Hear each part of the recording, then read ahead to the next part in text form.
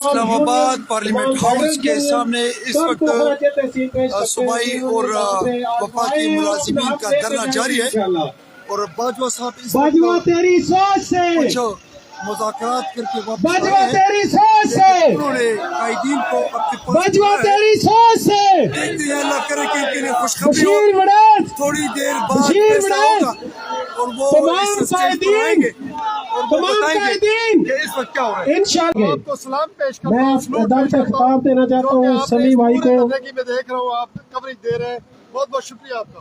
हम thank you जी, thank you. अल्लाह आपके मुतालिबात नारे तकबीर, अल्लाह करीम एक रियासत दो दस्तूर, ये एक सिचुएशन है जी। रियासत दो दस्तूर। दिल्ली में मुलाजमीन को, कॉन्ट्रैक्ट मुलाजमीन को, पीएम पैकेज मुलाजमीन को